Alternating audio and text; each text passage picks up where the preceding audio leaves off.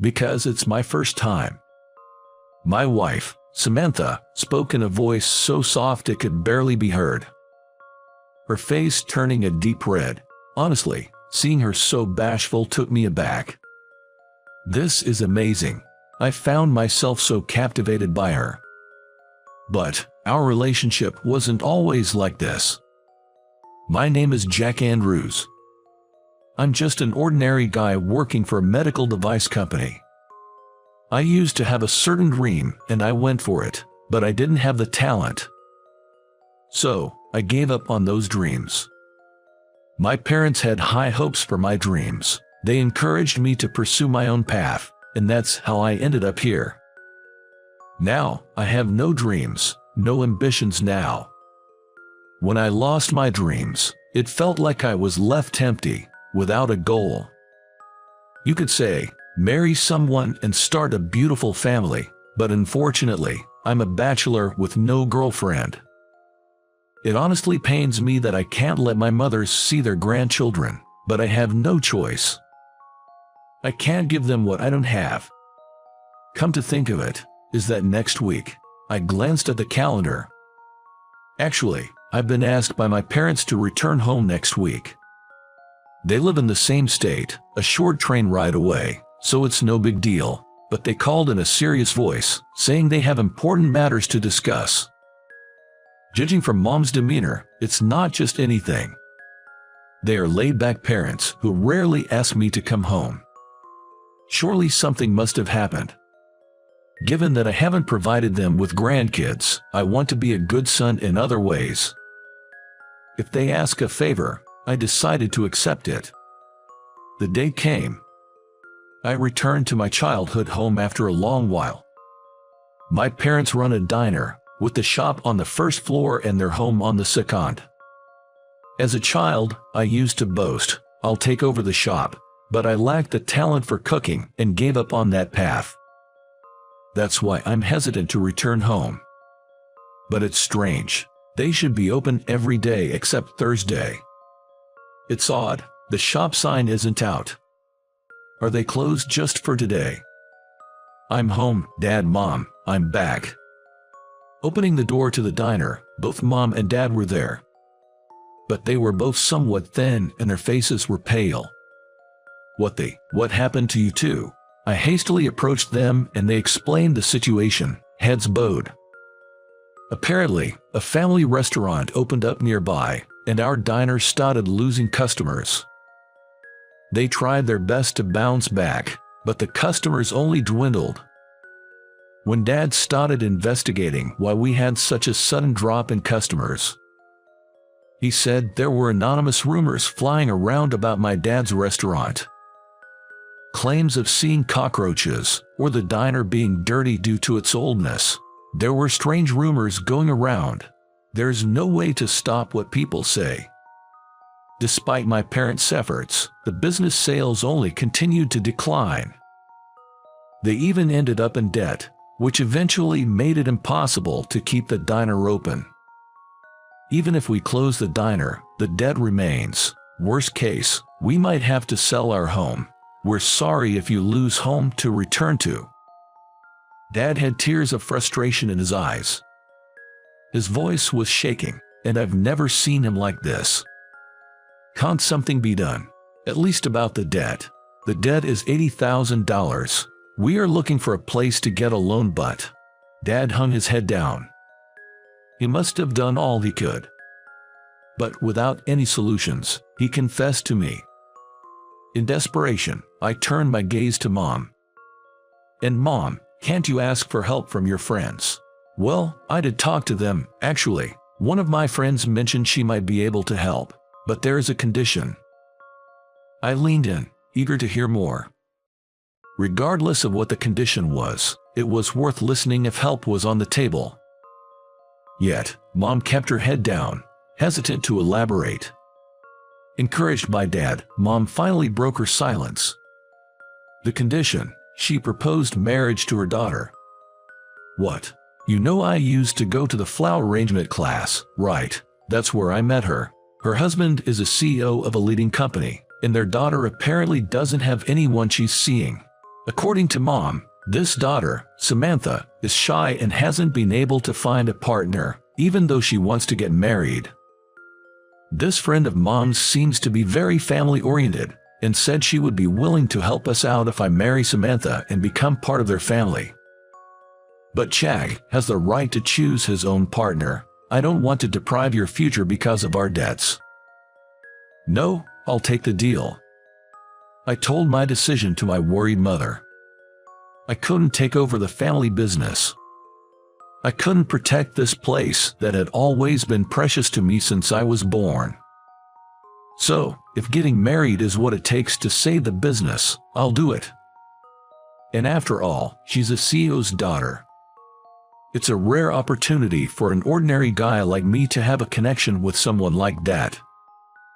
There was a part of me that thinks it's a lucky break, the chance to help the business and maybe gain a partner and some connections. There weren't many downsides for me, so I decided to go ahead with it. But I see why she's not finding a husband. The day I met with Samantha, that was the thought running through my mind. She must be shy, indeed. Her gaze occasionally wandered away, like she couldn't look directly at me. On the other hand, I couldn't take my eyes off of Samantha. Well, to be more accurate, off her figure. Her double chin was so prominent that it looked like she didn't have a neck. And not just her neck. She didn't have a waistline. Typically, even average-sized women have some curves. But Samantha had none. If I were to compare her shape to something, it would be to a certain blue, feline-shaped robot from the future. I don't like to criticize people's appearances, but I have to admit, she had a strong impact. If you ask me if I wanted to marry her, I'd say no without hesitation, but I am not in the position to say that right now. Nice to meet you, I'm Samantha. I'm Jack. Pleasure to meet you. Samantha shyly responded and made her greeting. I also nodded in response, and after discussing, we officially became engaged. A month later, we got married and officially became a couple. There was some discussion about living together, but marriage was a non-negotiable condition for repaying the debt. I had no reason to refuse. Perhaps understanding the situation, Samantha suggested that we don't force ourselves to live like a typical married couple, but let's come together in our own way. So we ended up sharing a bedroom, but not a bed. The so-called wedding night has not yet taken place. Well, with Samantha's physique, sharing a bed would honestly be a squeeze. We were both used to living alone, so it was a bit awkward at first. But it seems that Samantha had always aspired to be a typical wife. Good morning. I tried making breakfast, if you like, please. Just before I left for work. Samantha, who had gotten up early, had prepared breakfast. Chicken soup, fish, and omelet. It was a hearty meal. The aroma of the food tickled my nostrils, stimulating my empty stomach. This is delicious. Even though I quit, I once aspired to be a chef. I have a discerning palate for food. So, I can say with confidence, Samantha's soup is truly delicious. And it's not just the soup. The seasoning of the fish is just right, and the omelet, its color, shape, and taste are all perfect. The quality is as good as any restaurant. This is amazing. It must have been tough to make breakfast of this level, right? It's delicious. I was so engrossed in my breakfast, Samantha's face gradually turned red. I'm glad. Be confident. I'm a diner owner's son, after all. Samantha, you're a great cook. With that, I finished my meal, not hiding my genuine opinion. Samantha, she shyly hid her face behind the tray she was holding.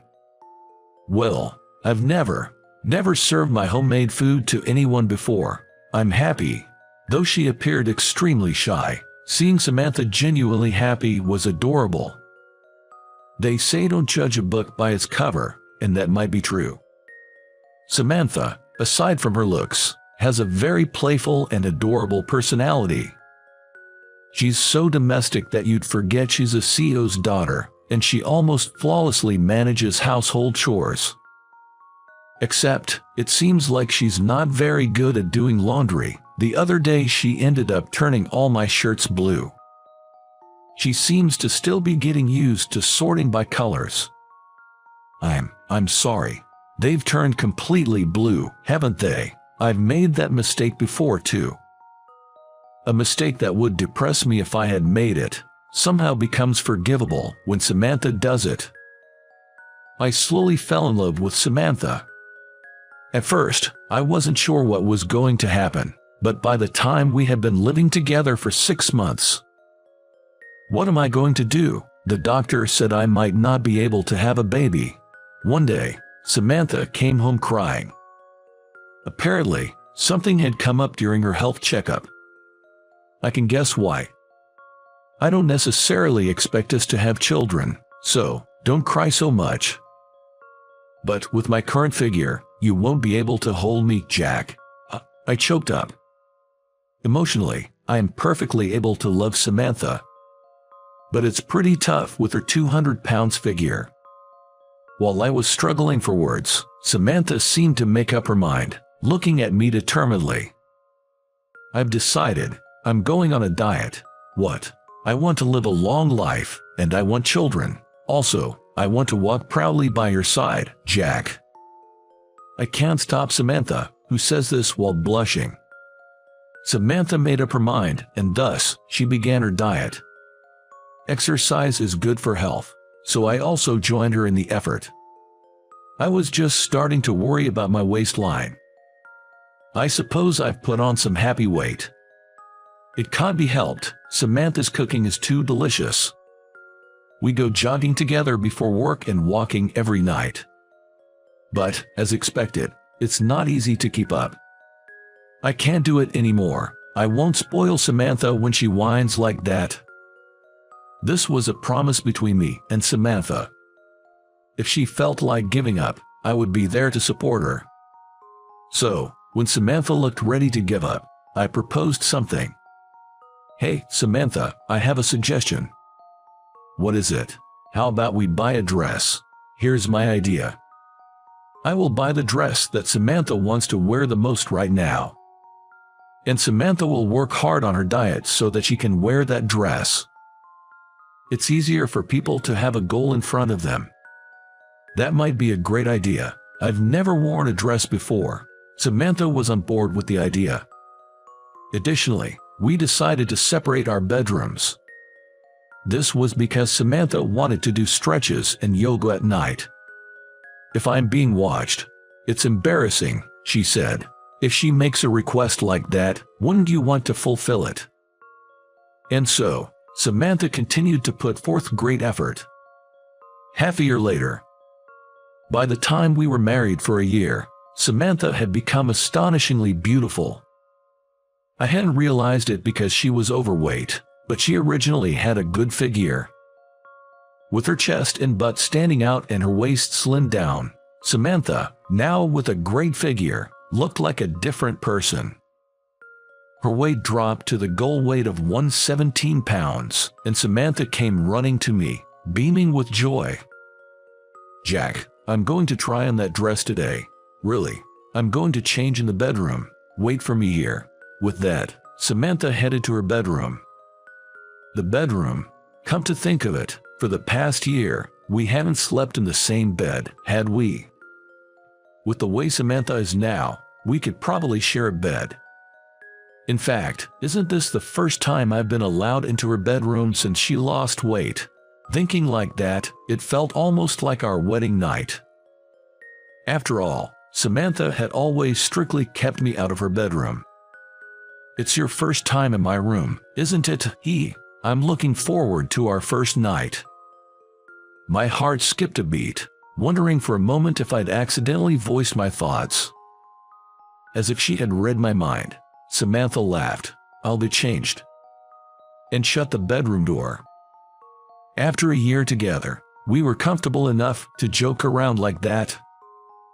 But her shyness hasn't changed. Just before she shut the door, I caught a glimpse of her blushing ears. After a little while, I put it on. Come in. Upon Samantha's invitation, I entered the bedroom. This is my first time wearing a dress. How do I look? There stood Samantha, blushing, yet gracefully wearing the red dress I'd bought. She looked stunning. Her beauty, resembling that of a goddess, left me dumbstruck. This is incredible. You look stunning. Those were the only commonplace words I could muster up. Samantha was that beautiful. She was enchanting and alluring. Yet, despite her appeal, she was blushing and fidgeting adorably. Do I look weird? Not at all. You're beyond beautiful. Really, truly. Yeah, I'd rather not have you walk around outside like that, though. Upon hearing that, Samantha chuckled happily. Oh, stop it, but I'm flattered. I'm just telling the truth. I mean, what if some strange guy comes over? I muttered, a hint of anxiety in my voice. Samantha, in all her beauty, smiled. In that case, you'll protect me, won't you? Her blush was so very Samantha-like, and I chuckled in response. I resolved in my heart to protect Samantha at all costs, and gently closed the bedroom door. From then on, time continued to pass. Welcome. Believe it or not, I took over my dad's restaurant. Quitting my job and paying off the debt was one thing, but it was no easy task to bring a reputation-damaged restaurant back to life. But now, we've transformed into a popular restaurant with lines from the morning. Jack, take this to table 5. Got it, Samantha. How's the meal for table 8? It's almost ready. Yes, it's Samantha in the kitchen now. When I explained the situation of the restaurant, Samantha said she wanted someone to try her cooking, given the lack of popularity. Jack, you praise my cooking, right? That gave me confidence. To be honest, I was convinced that if Samantha cooked for the restaurant, it would surely succeed. That's how much I trust Samantha's cooking skills. She's always loved cooking. She even admitted to gaining weight from eating too much of her own cooking. That's actually an ideal skill for running a diner. Even though the customer traffic had dwindled, it wasn't zero. I pleaded with our regulars to try Samantha's cooking. Her culinary skills were soon recognized, and customers started to return. In fact, some people even come in daily to eat. I help out in the kitchen, but primarily, I handle the management and front-of-house work. Creating a place where Samantha can fully utilize her talents, that's my job. I'm home. The restaurant's door creaked open around the evening. It was still early for dinner, so there weren't many customers. Into this quiet scene entered a boy carrying a backpack. Welcome back, Jake. Dad, I'm hungry. Ask your mom to make something. Yes, the elementary school boy who just walked in is Jake, me and Samantha's son. Actually, after Samantha's successful diet, she got pregnant and gave birth to a healthy baby boy. Mom, can you make something? Oh, you really eat a lot, don't you? Just wait a bit. Our son, nagging for food because he's hungry, calls out to the kitchen. Watching this scene, I can't help but smile. Right now, I'm happy. I have my loving wife, my adorable son, and I get to live with them both in the restaurant I've always wanted to protect. Samantha and I, it's crude to say, but we married because of a debt. It's probably not what you'd call a good match. But I can say this from the bottom of my heart. I'm glad I married you. How did you find that? Your subscription to the channel really motivates us to keep producing. See you in the next video.